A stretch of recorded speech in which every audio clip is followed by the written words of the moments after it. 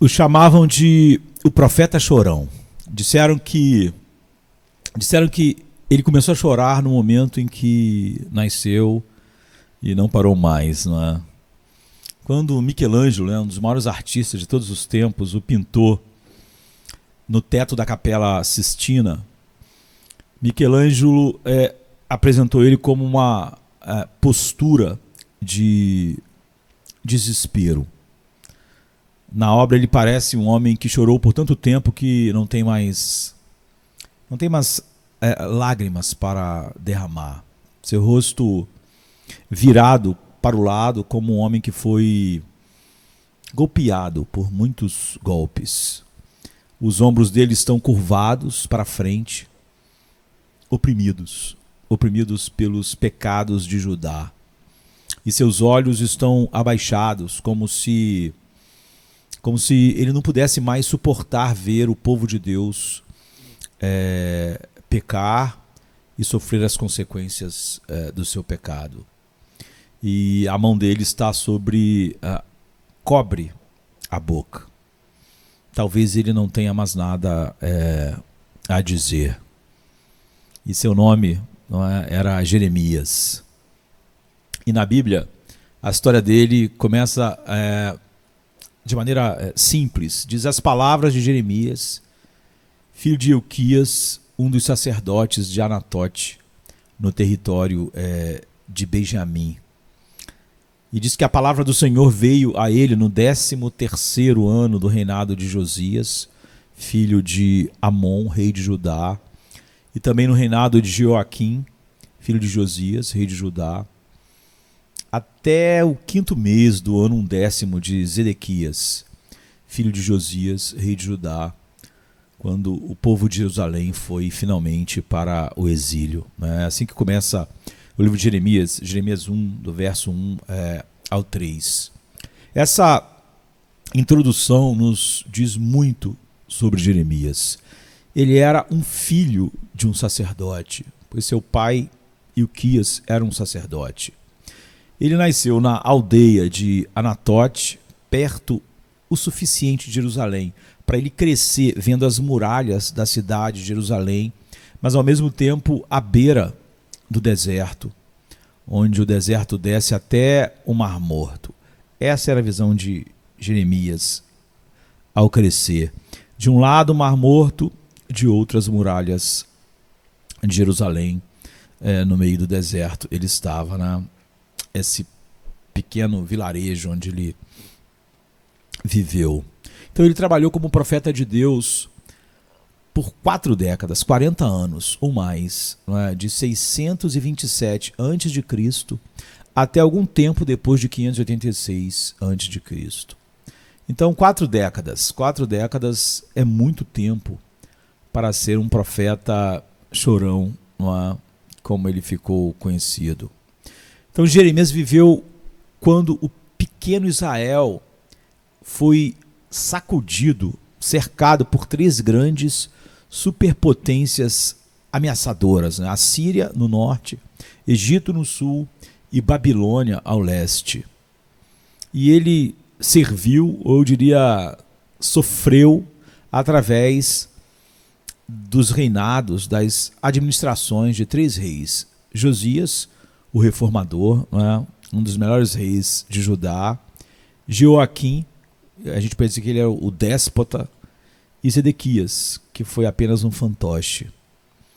E Jeremias foi um profeta durante os ventos, a gente pode dizer, ele foi um profeta durante os ventos frios do inverno da vida de Judá como nação. Tudo estava se tornando um inverno tenebroso e frio, até o momento em que o povo de Deus foi finalmente deportado para a Babilônia e Jerusalém foi completamente destruída.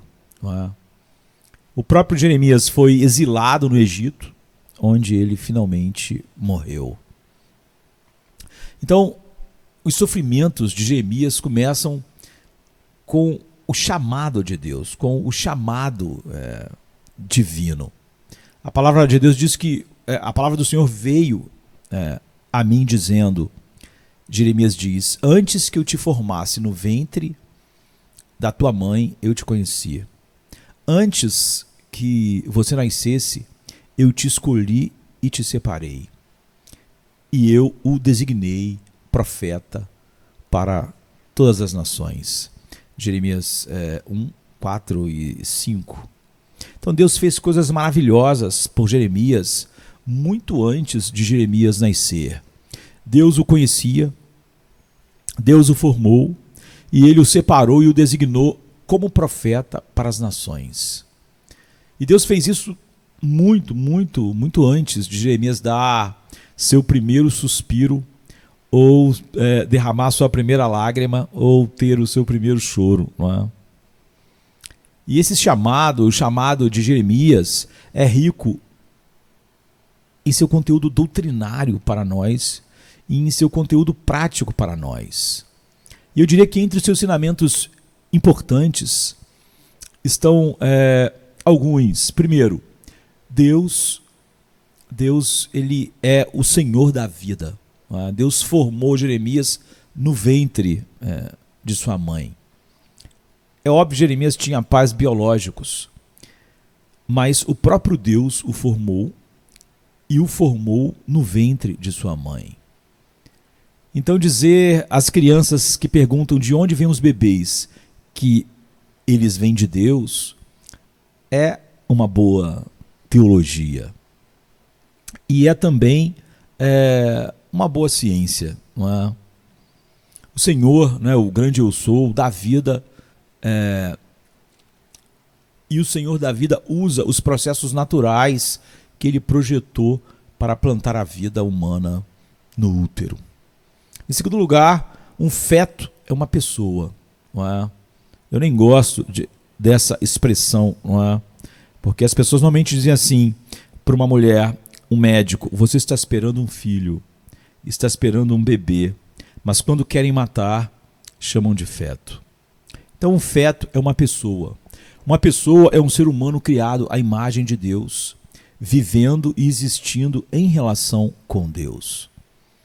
E esse versículo testifica que o relacionamento pessoal entre Deus e seu filho ocorre no útero, ou na verdade, muito antes disso. O nascimento não é o nosso começo. Nem mesmo a concepção é nosso verdadeiro começo. De alguma forma inefável, né, inescrutável, Deus tem um conhecimento pessoal do indivíduo que precede a concepção. Antes, Deus diz, antes de formar você no ventre da tua mãe, eu te conheci. E essa aqui é uma palavra hebraica forte e íntima para conhecer. Não é simplesmente saber, como Deus onisciente conhece todas as pessoas. Não era isso que ele estava dizendo para Jeremias. Quando a Bíblia diz que os que dantes conheceu, a esses predestinou, é essa mesma expressão, não é?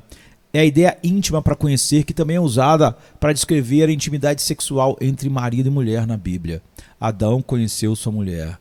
Quer dizer, Deus está dizendo para Jeremias: eu te amei e te escolhi de forma única e soberana, muito antes de você ser concebido. Eu conheci você.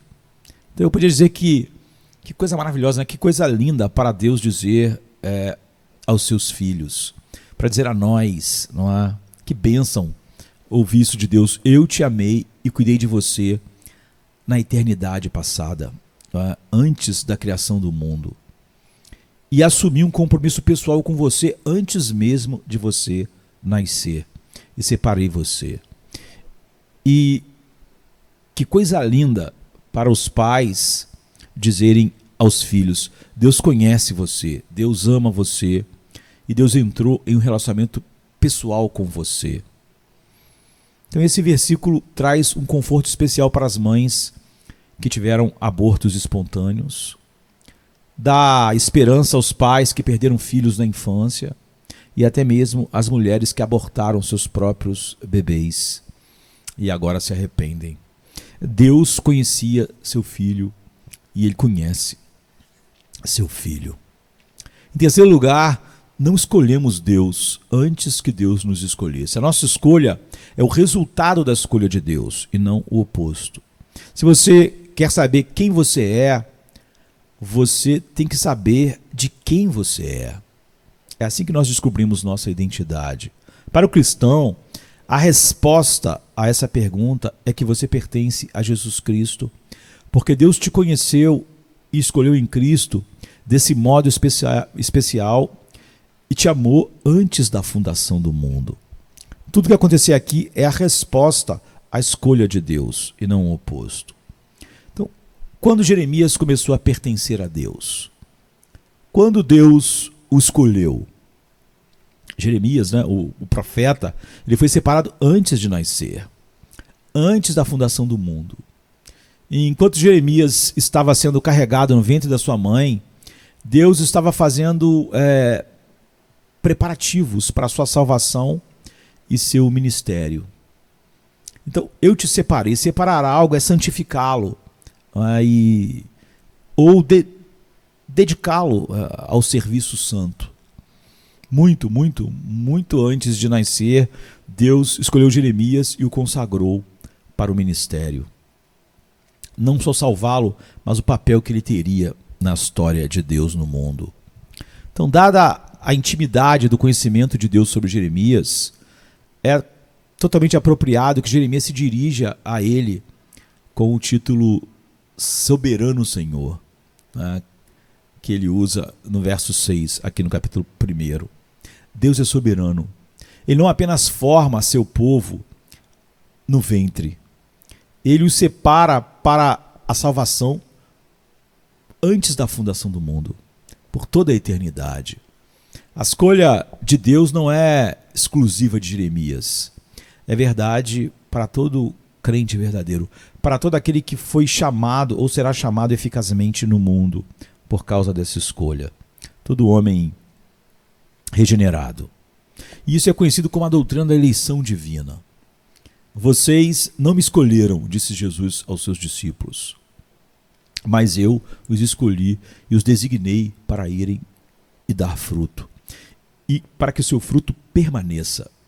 Todos os escolhidos de Deus não só darão fruto, mas o fruto deles sempre permanecerá, não é? Porque é Deus que opera isso, não é? Nesse mesmo capítulo está o sem mim nada podeis fazer. Então, no capítulo 15 de João, né, aqui que eu mencionei foi o versículo 16, a primeira parte do versículo 16. Então, a Bíblia diz: louvado seja o Deus e Pai do nosso Senhor Jesus Cristo, pois Ele nos escolheu em Cristo antes da criação do mundo para sermos santos e irrepreensíveis diante dEle. E em amor nos predestinou para a adoção de filhos. Efésios 1, a partir do 3, 4. Então, essa promessa é para toda a igreja verdadeira, para todos aqueles que fazem parte da verdadeira igreja de Cristo. Portanto, é para o conforto de cada cristão verdadeiro. Deus não só conhece você, Ele escolheu você e Ele fez isso muito antes de você ser concebido. Não é só que comece as coisas na concepção, não é? Que dirá no nascimento, mas muito antes da fundação do mundo. Temos essas conclusões práticas sobre a escolha de Jeremias por Deus. Isso quer dizer o quê? Quer dizer que a minha identidade, ou de qualquer um daqueles que Deus escolheu, não começa quando começo a me entender. Há algo anterior ao que penso de mim mesmo, e é o que Deus pensa de mim, ou o que Ele fez na eternidade ao pensar em mim, em Cristo.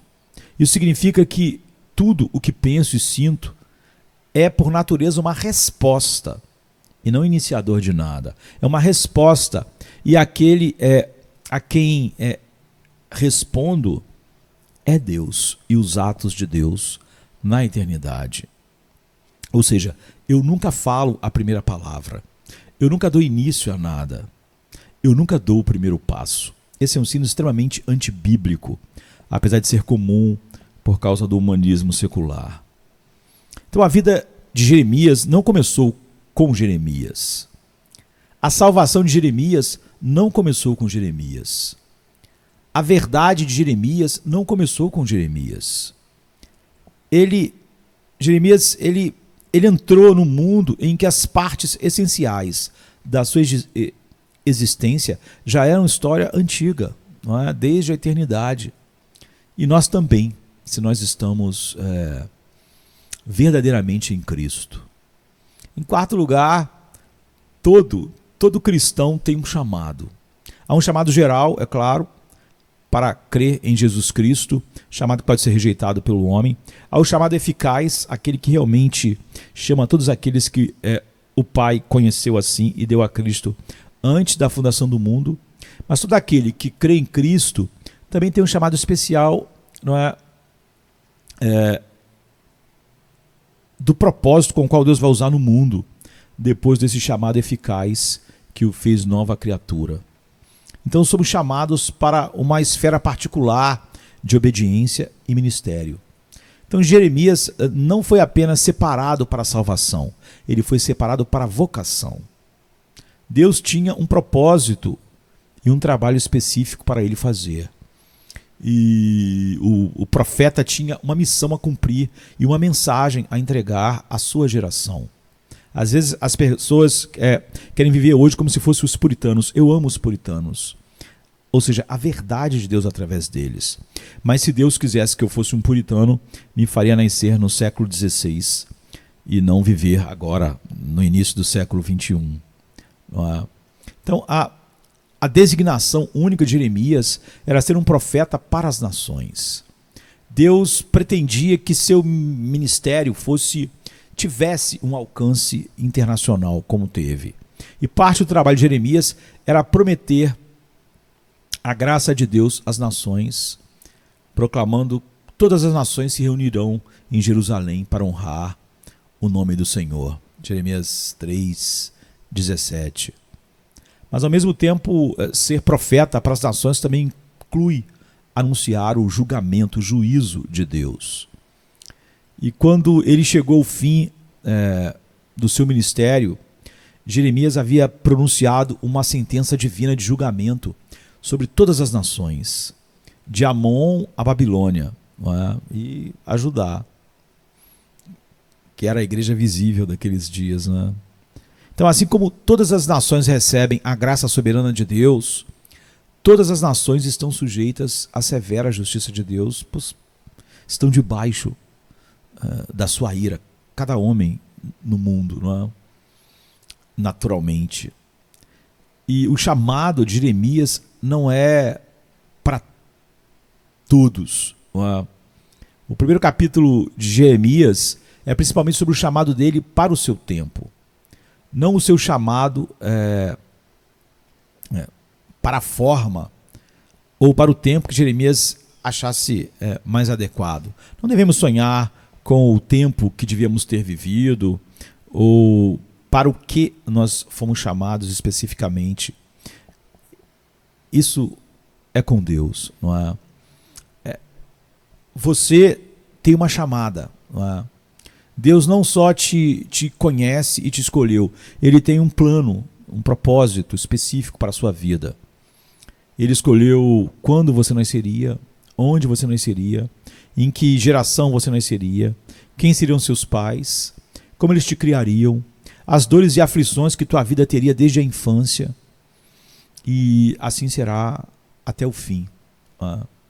Como um puritano disse com eloquência, não é?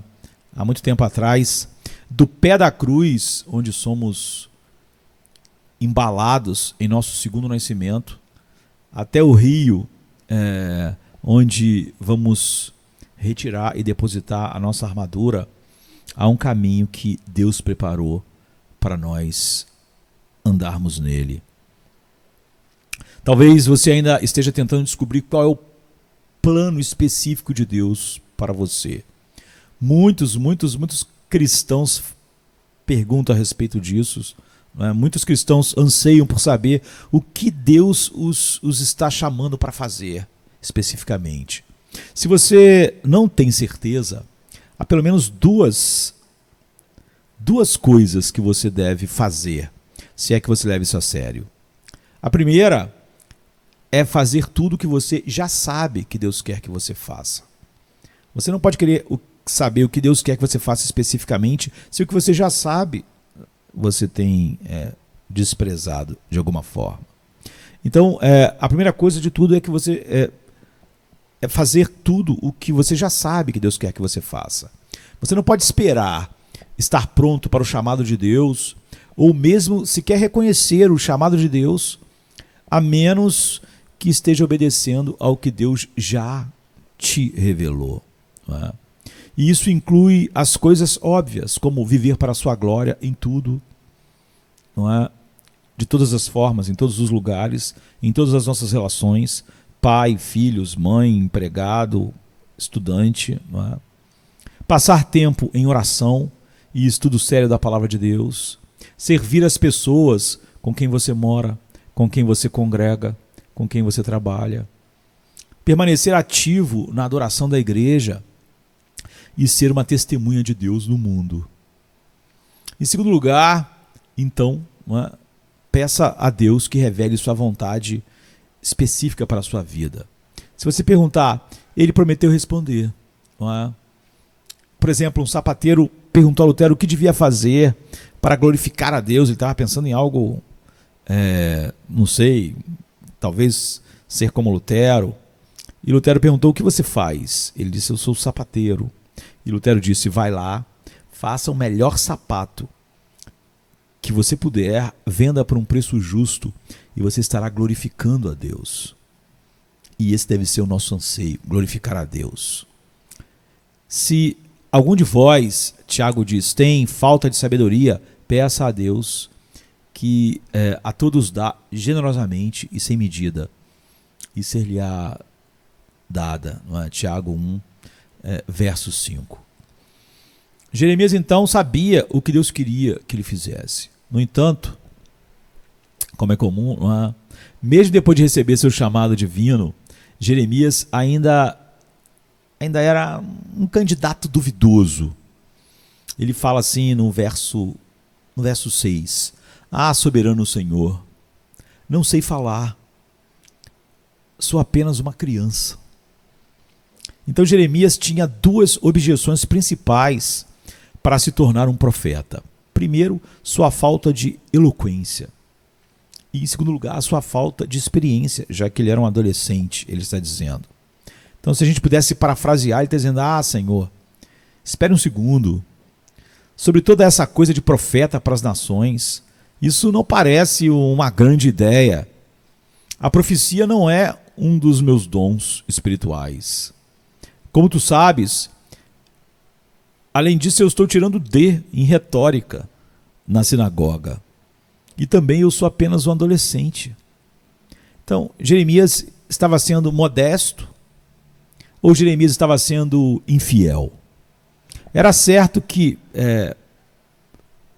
para ele se opor ao chamado de Deus com esses argumentos ou não? Uma boa maneira de responder essas perguntas é comparar Jeremias com alguns outros profetas e seus chamados. Né? Mais tarde, o Senhor estende a mão e toca a boca de Jeremias, no verso 9.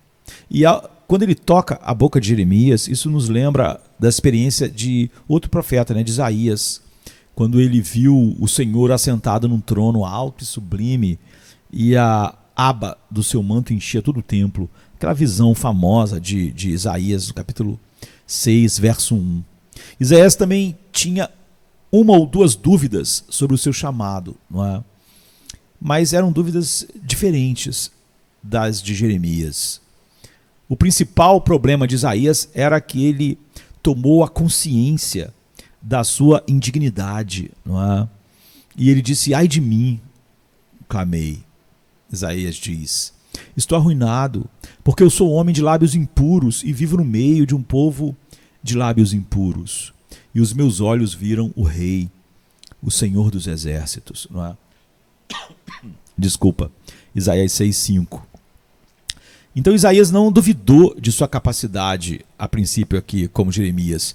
Ele duvidou da sua integridade para isso.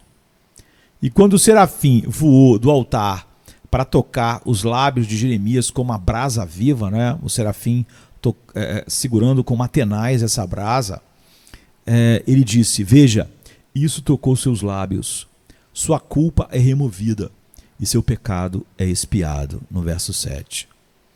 Então a experiência de Isaías foi um pouco diferente da de Jeremias. Porque quando Deus tocou os lábios de Jeremias, não foi para tirar seus pecados, foi para lhe dar as palavras de Deus. E se nós pensarmos no profeta por excelência, né? No chamado de Moisés, por exemplo. O chamado de Jeremias foi como o chamado de Moisés. A objeção de Jeremias se parece com a objeção que Moisés fez quando Deus o chamou.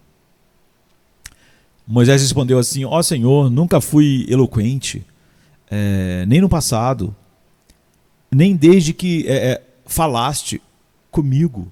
Eu sou pesado de boca e de língua. Isso está lá em Êxodo 4, né? Acho que verso 10 em diante. E, ao contrário de Isaías, Moisés duvidou de sua competência e não da sua justiça aqui, pelo menos, né? Ele fez precisamente a mesma objeção de Jeremias. Ele não tinha certeza do que dizer ou como dizer, ou das habilidades para realizar o que Deus estava mandando.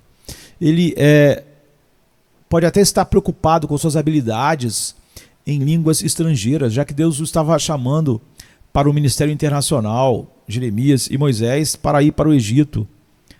Talvez sua compreensão do acadiano e do ugarítico fosse completamente deficiente ou nenhuma. De qualquer forma, Jeremias tinha suas dúvidas sobre se ele poderia fazer o trabalho que Deus o estava chamando para fazer. Eu já disse num artigo que as dúvidas de Jeremias encontram eco no romance de J.R. Tolkien, né, A Sociedade do Anel. Porque lá um hobbit chamado Frodo, ele foi escolhido para fazer uma longa e perigosa missão para destruir o Anel do Poder, lá na terra de Mordor, não é? Uma missão que ele mesmo jamais escolheria, que ele mesmo não desejaria escolher. E Frodo, ele diz assim para Gandalf: não fui feito para missões perigosas. Eu gostaria de nunca ter visto o anel. Por que o anel veio a mim? Por que eu fui escolhido? E a resposta sábia de Gandalf a Frodo serve a Jeremias. Tanto o argumento de Frodo serve a Jeremias, quanto a resposta de Gandalf, né? Porque ela é semelhante à que os profetas de Deus frequentemente recebem. Gandalf responde a Frodo assim: tais perguntas não podem ser respondidas. Você pode ter certeza de uma coisa: não foi por nenhum mérito seu ou nenhum mérito que os outros não possuem que você foi escolhido. Não foi por poder ou sabedoria, de qualquer forma. Mas você foi escolhido e, portanto, deve usar a força, o coração e a inteligência que tem e fazer o que tem que ser feito. Então, quando Deus dá a seus servos um chamado claro, ele não aceita desculpas. Ele, por exemplo, respondeu a Moisés: quem deu boca ao homem? Quem o torna surdo ou mudo? Quem lhe dá visão ou o torna cego? Não sou eu, o Senhor?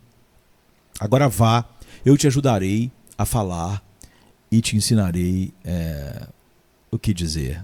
Êxodo 4, de 11 em diante. Deus disse a mesma coisa para Jeremias. Para colocar mais diretamente, ele disse: não me dê essas coisas. Não diga, sou apenas uma criança. Não me dê essa resposta. Deves ir a todos a quem eu te enviar e dizer tudo o que eu te ordeno. Verso 7, do capítulo 1 de Jeremias. E a Bíblia diz então que o Senhor estendeu a mão, tocou minha boca e me disse: agora ponho minhas palavras em sua boca. Verso 9.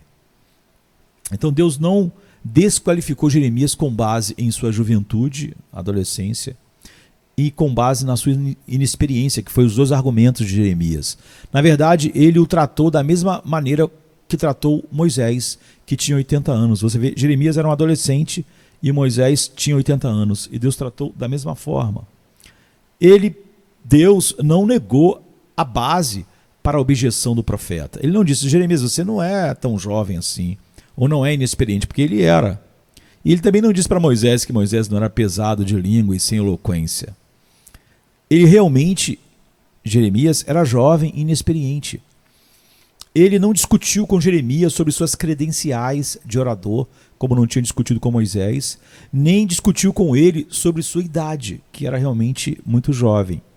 Jeremias pode ter tido dúvidas razoáveis, não é?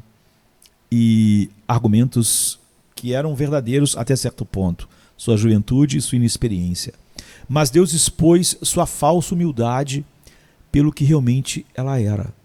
Não eram essas duas coisas a atrapalhar ele e que estavam servindo de argumento, não é?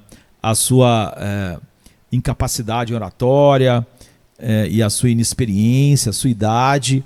Na verdade, Deus mostrou que era falta de fé, como em Moisés. Jeremias havia esquecido que Deus não é limitado pela fraqueza humana, pelas nossas debilidades, por não sermos adequados. O próprio Deus possui tudo o que Jeremias precisa para responder ao chamado de Deus. Como Paulo diz: pela graça de Deus sou o que sou. Fiz tal e tal, mas não eu, mas a graça de Deus em mim. Então, na verdade, permitir que ferramentas fracas façam trabalhos difíceis, fortes, é o procedimento operacional padrão de Deus. Sempre que alguém se acha preparado, capaz, certamente não está sendo enviado por Deus, não é? Toda a sua força de trabalho de Deus, não é, é composta por candidatos que, ao nosso ver, seriam totalmente duvidosos. Então, quando Deus chama alguém para fazer um trabalho, ele lhe dá tudo o que é necessário para realizar o trabalho. Com o chamado de Deus vem o dom de Deus. Isso, é óbvio, não significa que seus dons e habilidades não importam quando você está tentando descobrir o que Deus quer que você faça com sua vida. Eles importam. Deus vem dirigindo a minha vida desde que eu nasci, então é óbvio que Ele está preparando as coisas. Se você não sabe o que Deus o está chamando para fazer, você pode dar uma olhada honesta nos dons que Ele lhe deu. Se necessário, peça a outras pessoas para ajudá-lo a descobrir quais são esses dons. Mas, uma vez que você sabe o que Deus o chamou para fazer, você deve confiar nele para equipá-lo e para realizar, não é? E não qualquer habilidade que você tenha. Então Deus equipou Jeremias para ser um profeta internacional de maneiras totalmente incríveis, surpreendentes. Ele era um polímata, a gente lendo Jeremias, né? Um grande erudito, um homem de erudição, eu diria, prodigiosa. Ele era capaz de conversar nas áreas de política, economia, religião comparada, geografia, teologia, botânica, zoologia, antropologia, estratégia militar, arquitetura, indústria, agricultura, artes plásticas, não é? E poesia. Você vai ver tudo isso em Jeremias, no livro de Jeremias. Se Deus realmente o chamou para fazer um trabalho específico, então Ele fará por você o que Ele fez por Jeremias. Ele lhe dará tudo o que você precisa para fazer esse trabalho. Se você acha que sabe o que o Senhor quer que você faça com sua vida, ocupe-se confiando nele para lhe dar a graça de responder ao seu chamado. Mas, como em todos nós, a comissão de Jeremias era perigosa, não é? Uma vez que Deus emitiu seu chamado divino e lidou com o seu duvidoso candidato adolescente, né, jovem e inexperiente, ele lhe deu uma comissão perigosa, não é? Deus disse para ele: você deve ir a todos a quem eu enviar e dizer tudo o que eu lhe ordenar. Não tenha medo deles, porque eu estou contigo e eu te livrarei. versículos 7 e 8. Francamente, né, isso soa um pouco sinistro, né, para dizer o mínimo. Deus não explica as coisas, mas é fácil dizer que o trabalho de Jeremias será perigoso. Porque quando você diz a alguém assim, não tenha medo, esse é o tipo de conselho que naturalmente tende a ter o efeito oposto ao pretendido. Não é? Quanto mais as pessoas lhe dizem para não ter medo, mais você começa a se perguntar do que você deveria ter medo. Parece a história de um rei que enviou um dos seus cavaleiros para resgatar a sua bela princesa, e ele aceitou. E assim que o cavaleiro se afastou em seu cavalo, né, do castelo, enquanto a ponte levadiça estava se fechando atrás dele, lá de uma sacada do castelo, o rei gritou, né, lá das muralhas, não tenha medo do dragão. E ele falou, dragão? Que dragão? Você não disse nada sobre dragões. Então, a promessa de Deus de resgatar Jeremias, de livrar ele, e que ele não devia ter medo, naturalmente para o homem é um pouco preocupante. Me livrar do quê? Então a promessa sugere que o profeta cairá em grave perigo.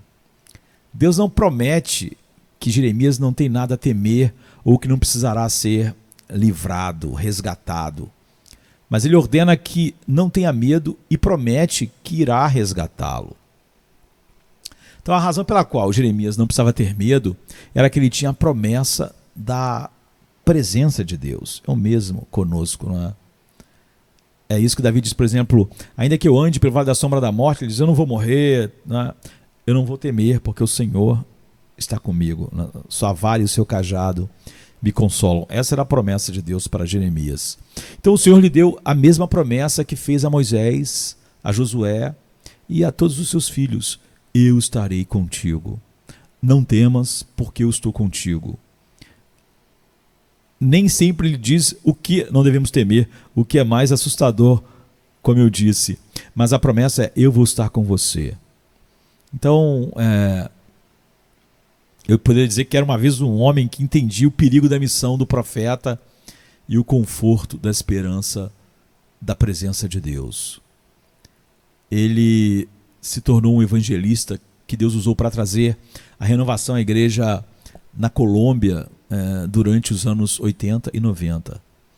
E como era inimigo dos cartéis de drogas, pela sua pregação, sua vida estava em constante perigo, até que finalmente ele foi morto a tiros por assassinos desses cartéis. Apesar disso, pouco antes de morrer, ele disse, sei que sou absolutamente imortal até terminar a obra que Deus pretende que eu faça. Todos os servos de Deus são realmente imortais até completarem seu serviço. Assim foi com Jeremias, até ele ser morto no Egito. Além de ter a presença de Deus ao seu lado, Jeremias também tinha as palavras de Deus em seus lábios. Essas duas coisas vão juntas. Se eu não carrego a verdade de Deus, eu não tenho a presença da comunhão de Deus, não é? Então, a Bíblia diz, o Senhor estendeu a mão, tocou minha boca e me disse, agora ponho minhas palavras em sua boca. Versículo 9. E essa é outra conexão entre Jeremias e Moisés. Deus promete que levantaria um profeta para seu povo como Moisés. Porei minhas palavras em sua boca e ele lhes dirá tudo o que eu lhe ordeno. Deuteronômio 18:18, muito parecido com o que Deus disse a Jeremias. Sempre que Jeremias falava em nome de Deus, era Deus quem falava. Nós podemos perguntar quem escreveu o livro de Jeremias. De um ponto de vista, contém as palavras de Jeremias, como está no próprio livro. As palavras de Jeremias, filho de Elquias. Não é? Jeremias 1, verso 1. De outro ponto de vista, porém, essas são as palavras do próprio Deus, porque diz assim, veio a ele a palavra do Senhor, no verso 2. Então a Bíblia nunca se envergonha de falar dessa maneira. Há um sentido significativo em que as palavras de Jeremias são registradas nas páginas do Antigo Testamento. O livro de Jeremias nos dá um vislumbre da personalidade e das experiências do homem chamado Jeremias. Mas, ao mesmo tempo, o Espírito Santo é aquele que separou as palavras do livro de Jeremias perfeitamente. Então a Bíblia diz: a profecia nunca teve origem na vontade do homem, mas os homens falaram da parte de Deus, movidos pelo Espírito Santo, diz Pedro em 2 Pedro 1:21. Então o livro de Jeremias são as palavras de Deus e as palavras de Jeremias. Quando as lemos, não vemos Deus apenas pelas lentes de Jeremias. Deus está diretamente falando conosco.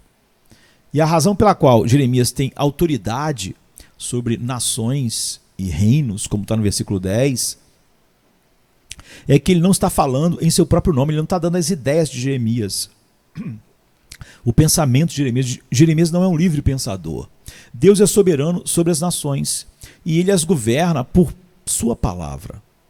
Então, quando os profetas falam em seu nome, eles são mais poderosos que reis. Quando pregadores fiéis, pregam de acordo com a palavra de Deus e somente a palavra de Deus, eles são mais poderosos que os presidentes e autoridades. Certa vez alguém disse que quando foi entrevistado por um comitê que estava avaliando quem poderia ser pastor de determinada igreja, perguntaram se ele era facilmente intimidado. Porque a igreja que ele estaria pastoreando era frequentada por estudiosos, eruditos e outros indivíduos instruídos. E perguntaram a ele: você se sentiria confortável pregando para fulano de tal? Então, antes de pensar na resposta, ele disse que deixou escapar: sim, eu pregaria a mesma verdade para a rainha da Inglaterra. E eu acho que foi uma boa resposta. Quem dera todos nós possamos dar a mesma resposta a Deus. Então, Deus governa as nações deste mundo por sua palavra. E aqueles que foram designados para pregar essa palavra têm autoridade espiritual sobre as nações, sobre tudo na vida. Porque essa é a autoridade da palavra de Deus. O Senhor instruiu Jeremias a ser um profeta, então, ousado. Não por causa da sua habilidade, da sua idade, da sua habilidade de pregação, da sua experiência, mas porque ele foi chamado para falar as próprias palavras de Deus. E essa é a autoridade que quem prega tem, se pregar somente a verdade de Deus. Um solo escritura, sem acrescentar nada à verdade de Deus. Quer o mundo e a cultura gostem ou não, quer a igreja goste ou não. Nem sempre foi fácil para Jeremias falar as palavras de Deus assim. Sua comissão não era apenas, seu chamado não era apenas perigoso, era muitas vezes deprimente. Já nos deram uma pista de que o livro de Jeremias não tem um final feliz, como os homens imaginam finais felizes. Termina com o povo de Jerusalém sendo enviado para o exílio. E assim o livro de Jeremias é mais uma tragédia do que uma aventura. E trata-se do desmoronamento de uma nação que devia ser a igreja visível de Deus. É a triste história do declínio do povo de Deus, da fé para a idolatria e da idolatria para o exílio, para a destruição. E esse declínio é exatamente esse declínio que faz de Jeremias um profeta para os tempos pós-cristãos que nós vivemos. Porque Jeremias, ele viveu em uma época muito parecida com a nossa, quando as pessoas não pensam mais que Deus importa para a vida diária, ou com uma palavra final para todas as coisas, mesmo na igreja, já que o humanismo secular forma muito mais a mente das pessoas na igreja visível hoje do que a verdade de Deus. Então a vida pública é cada vez mais dominada por ideias e rituais pagãos, pelo humanismo secular, mesmo na igreja visível dos nossos dias, como era em Judá, que devia ser a igreja visível de Deus naqueles dias. Então algumas pessoas ainda cumprem suas obrigações religiosas, mas o fazem por dever e não por devoção, prazer, alegria indizível e cheia de glória. E suas mentes são dirigidas pelo humanismo secular e não por toda a verdade de Deus somente.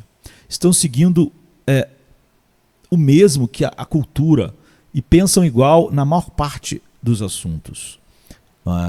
E isso é comum na igreja de hoje. Os problemas espirituais que nós enfrentamos nesse início do século XXI eram os mesmos problemas que Jeremias achava deprimente 2.500 anos atrás. E o desânimo de seu ministério é evidente, desânimo entre aspas, nos verbos que Deus usa para descrevê-lo. Deus diz: eis que hoje vos constituo sobre nações e reinos, para arrancar e derrubar, destruir e por tudo abaixo, construir e plantar. Então, a descrição do trabalho do profeta Jeremias inclui 6 tarefas, e 4 delas são completamente negativas. Nós queremos ser usados por Deus só por coisas positivas.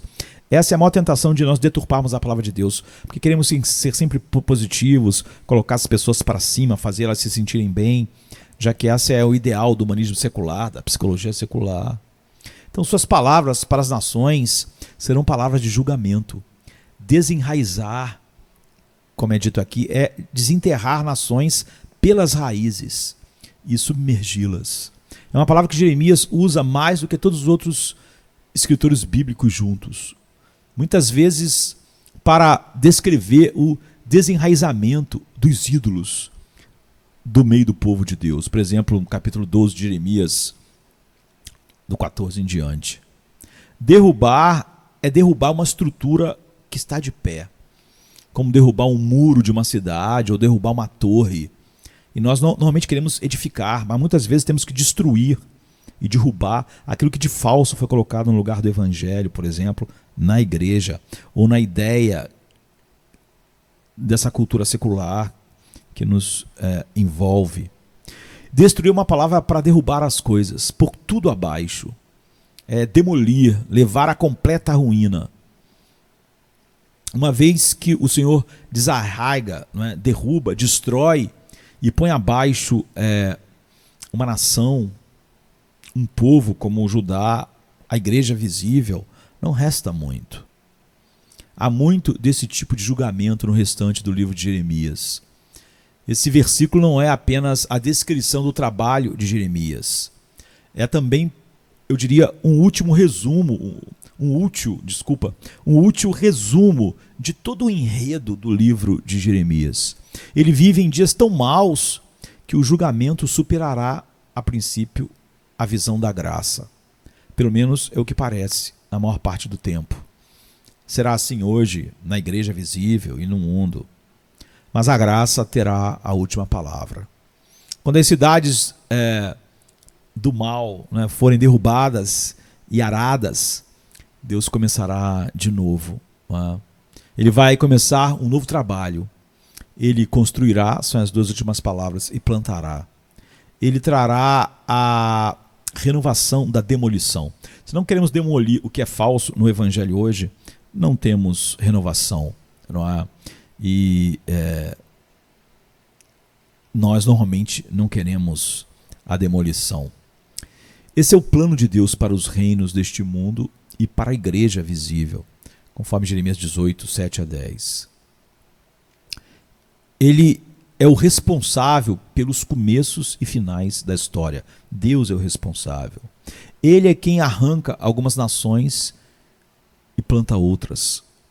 Ele é que arranca o erro para que o evangelho retorne em sua plenitude, como na reforma e como sempre ele fez. Ele é que derruba alguns reinos e reconstrói outros. E esse também é o plano de Deus para a salvação em Cristo.